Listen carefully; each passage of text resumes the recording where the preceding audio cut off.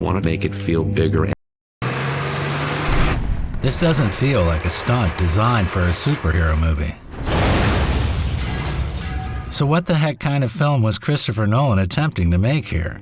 Chris very early on said, I think I want to make it feel bigger and actually be bigger.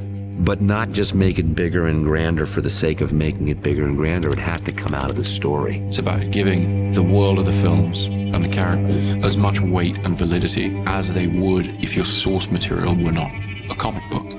If we want to call it the superhero genre, you could say that had never been done in that genre of film. I'm going out there and I'm saying, I've got a version of this that's going to be different. I've got a version of this that is worthwhile.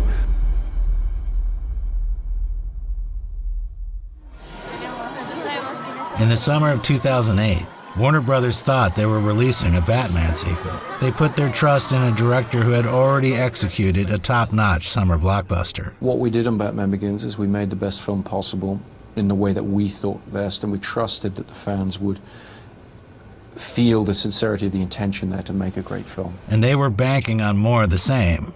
A bigger villain, a bigger budget, some new toys for the merchandise team. Dark Knight has a new secret weapon. The joke's on you, Joker. The stealth launch Batmobile. Virtually, they wanted Spider-Man 3 without the dance. And they were right to expect that. Because to a certain extent with Batman Begins, you feel like you got away with it. You feel like you did manage to please people, so why mess with that? Batman Begins is seminal and epic. It's a damn good movie. But I know the truth. It's a superbly constructed origin story about a billionaire learning karate from a ninja in the Himalayas.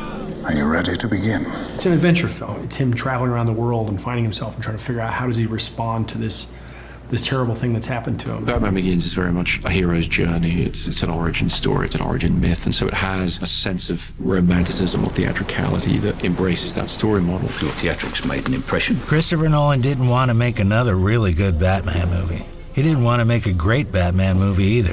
We wouldn't want to make things too easy now, would we? He wanted to make a film he couldn't get funded any other way, and he was about to use Batman to pay for it. I don't understand. Think about it. Bank heist, chaotic, loud action sequences in city streets. With The Dark Knight, in order to change the scale of the film, we went to a city story, we went to a crime epic. You already saw this movie. If you don't remember, watch Heat again for the 100th time tonight. Well, I am over-fucking-well. You won't just see William Fichtner playing the identical character he plays in The Dark Knight. I'm gonna kill this sons of bitches. You have any idea who you're stealing from? You'll see how much Nolan derived from Heat. It's stylish without being self-conscious. It's sort of effortlessly, timelessly beautiful. The film was a new American masterpiece. Now it's just an American masterpiece. And quite an incredible piece of work that I've drawn inspiration from. With David Simon, this ability to every beat feels plausible and real, keenly observed and naturalistic. But by the end, you've seen a Greek opera. There's been this invisible movement into something more operatic, more tragic. And so that feeling of, could we take the feeling of Heat, could you bring that feeling into the Batman universe? Could you tell a story in that key? Here's the thing.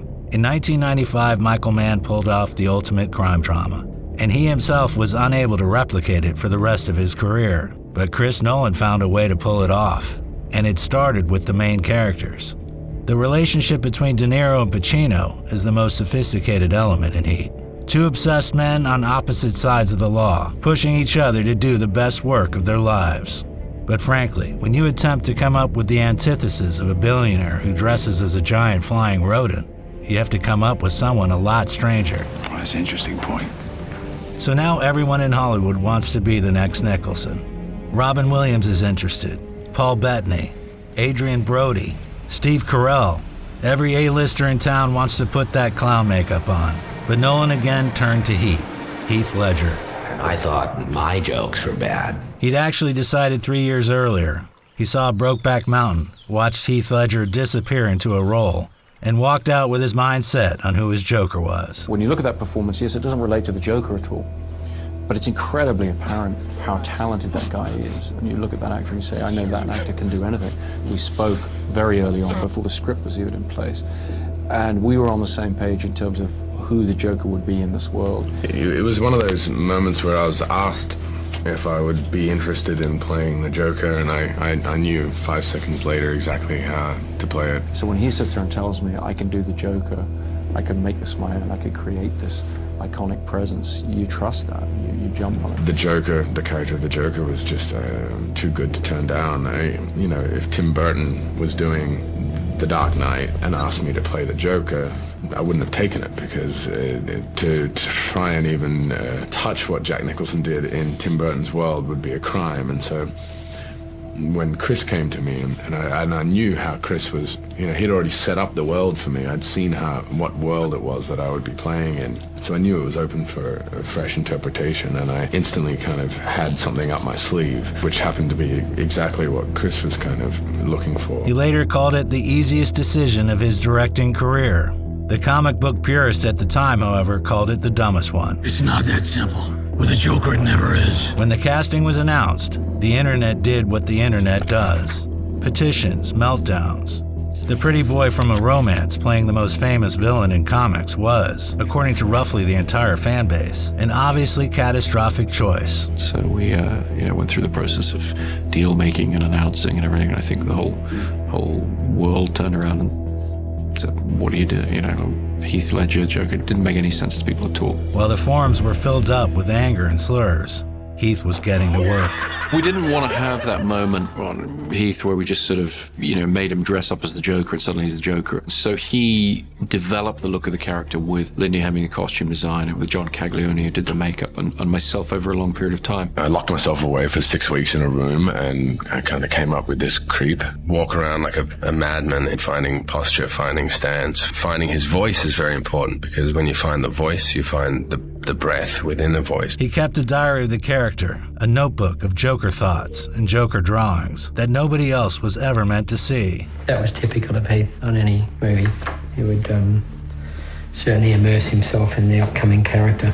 One thing Heath wanted to do was to apply the makeup himself. As an actor, he's saying, okay, this character would put his own makeup on, in real life. And so what would that look like if it just got the makeup? The thing that stuck from that is he always had makeup on his fingers and under his fingernails and everything, as he would have from putting it on just with his hands. He drew on Alex from A Clockwork Orange and on Johnny Rotten, the lead singer of the Sex Pistols. But now we're facing a cheapskate comedy interrogation act, and it just ain't on, pal.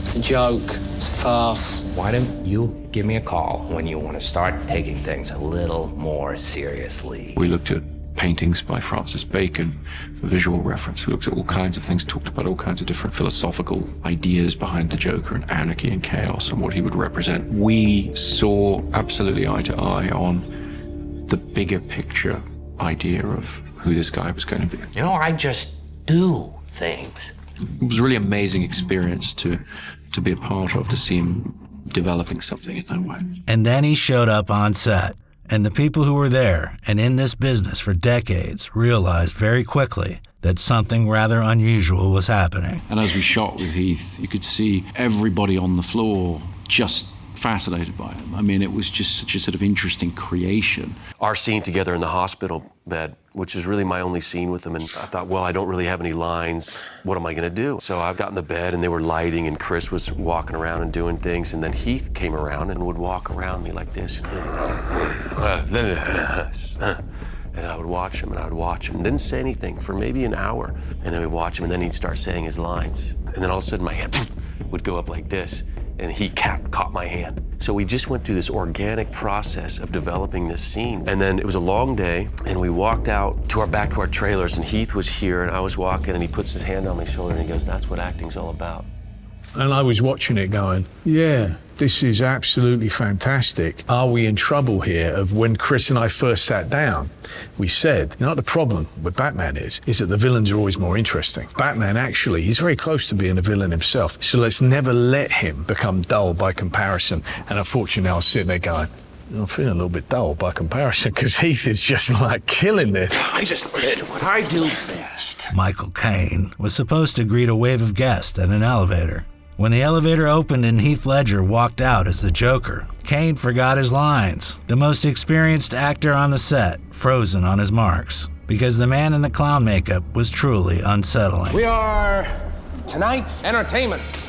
he cuts through the movie like the shark in Jaws or something like that. Before they started rolling, Kane had been the one telling Nolan to pick a different villain. After that take, he told Nolan they were about to give the world a new movie icon. Me? Even the lip licking wasn't in the script. The silicone scars kept threatening to peel off into Heath's mouth, so he turned a makeup problem into a tic. The script gave him 2 scenes where the Joker tells someone how he got those gruesome scars. The character mocking the audience for wanting an explanation. Well, you look nervous. Is it the scars? You want to know how I got these scars? So I had a wife, beautiful, like you. My father was a drinker. Who tells me I ought to smile more? Comes at me with the knife. Why so serious? I just want her to know that I don't care about the scars. He sticks the blade in my mouth. Now I'm always smiling. Speaking of which, you know how I got these scars? And when Bale and Ledger faced off with each other on screen, the moment happened that Nolan had been chasing since he watched Heat. The billionaire vigilante and the agent of pure chaos. Both equally committed, both utterly beyond reason. You complete me. Pacino and De Niro in a coffee shop. Bale and Ledger in an interrogation room. Like 2 faces of the same coin, which is convenient because the actual hero of The Dark Knight is the man who carries one. It's a bad joke.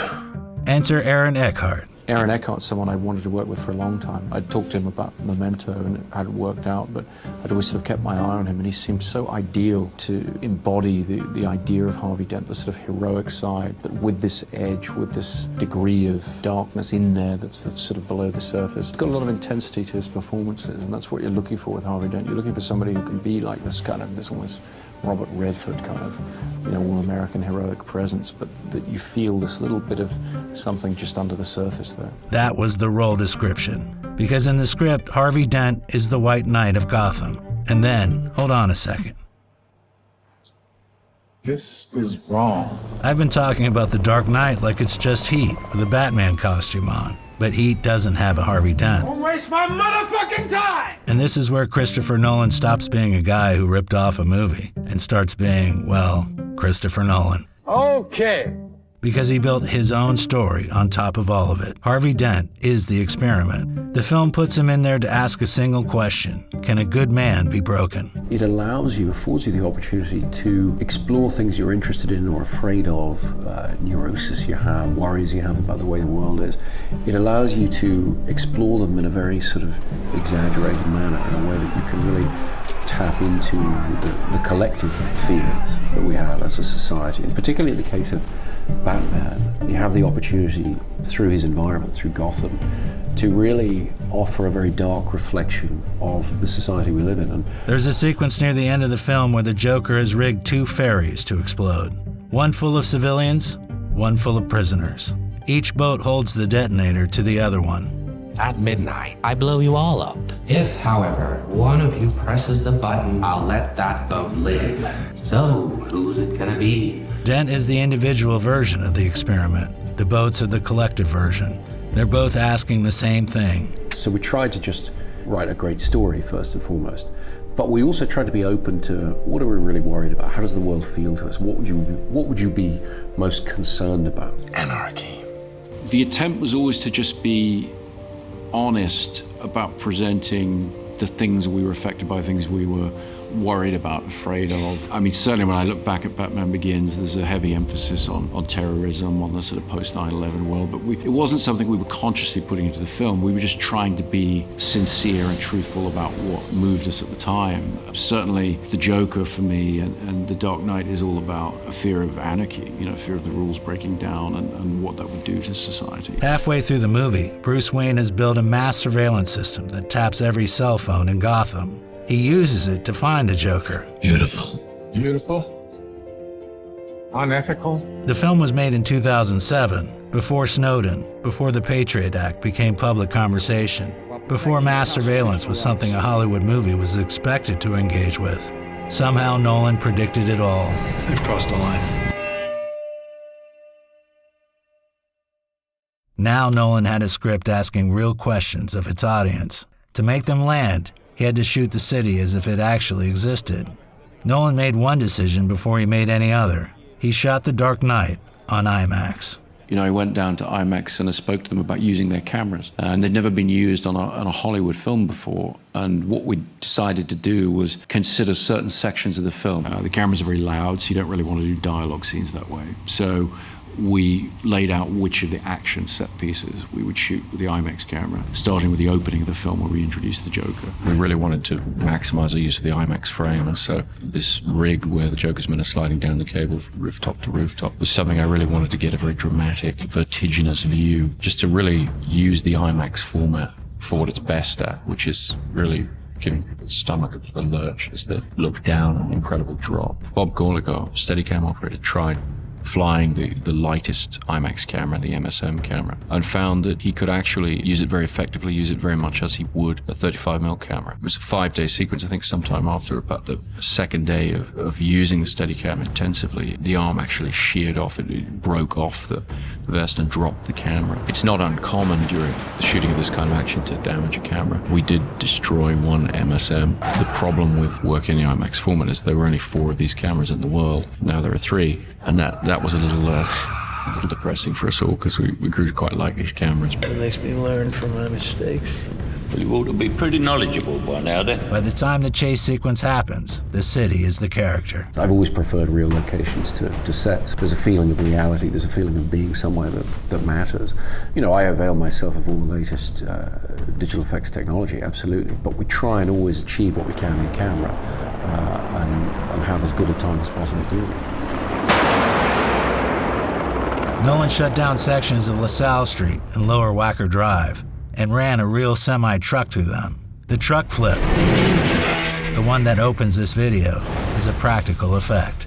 In pre-production, Chris Nolan kept challenging everybody to come up with ideas of how we could beef up these action sequences. And this idea came up to flip this 18-wheeler over without use of CGI. And it was all right flipping it over in a great big wide open space where it couldn't hit anything, but the road Chris chose to do it was right in the middle of the banking district. They had a big chunk of TNT inside there to blow that air ram too. The only visual effect involved in that scene was to remove the ram that they had built inside the truck that actually catapulted it.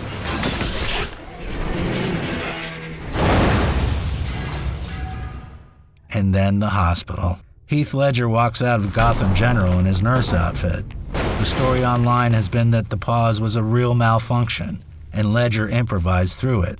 It wasn't. The pause was scripted, which somehow makes the moment even more impressive. They were able to come up with a scenario in which Heath could actually be walking out of the building. If we put in a little beat where the first set of explosions stops, as if something's gone wrong, and the Joker just takes a second to look around, surprised, like the audience is surprised, then the major demolition comes in and he jumps straight into the school bus. In that way, he was able to come up with a practical scenario in which we could actually take a principal actor, walk him out of a building that's about to be destroyed, and literally drop the building to the ground. We rehearsed it, I think, about 12 times. I videotaped the rehearsal, looked at it from all the different camera angles. And Heath was such a perfectionist and managed to be so precise in what he was doing, which was essential because this was obviously a one-take thing. And the angle, I knew that despite all the other cameras we set, we really needed that close shot on him walking out to work perfectly. He did it very, very precisely. I don't know how he resisted looking back. I think he wound up with bits of cork in his hair at the end of it. So close he was to everything that was going off. But he never looked back. He never betrayed any sense of worrying about what was behind him. The hospital itself was a real building Nolan purchased in Chicago and demolished it on camera. Not through miniature work, not through computer graphics, but to really destroy a building. We just left the thing alone and allowed it to be this combination of real demolition with wonderful dressing of special effects explosions. Well, I'm sold. After 6 months of shooting, the movie spent another 6 months in the editing room. When cutting it, Nolan avoided most of his typical moves. No flashbacks, no time jumps. He showed the audience what was happening in the moment. Hans Zimmer spent 9 months on the Joker's theme. He would talk to me about the nature of the sounds he was playing with, this idea of sort of razor blades on strings, this idea of tension, and the idea of the punk influence that I think Heath had absorbed in the feel of the character, getting the feel of that into the music, without it ever becoming too punk, too rock and roll, too different from the rest of the music. I didn't want to write a summer blockbuster, happy, indulgent score. I wanted something that was truly provocative and people could truly hate. And the great thing about working with Chris is when I go, maybe I'm going a little too far off the deep end, he'll push me a little further. All it takes is a little push. What if I can define a character in one note? Actually, it's two notes that clash beautifully with each other. Make it really like a taut string that gets tighter and tighter but never breaks. Until the result was something that wasn't quite music. A sound that made the audience uncomfortable without being able to say why. Why so serious?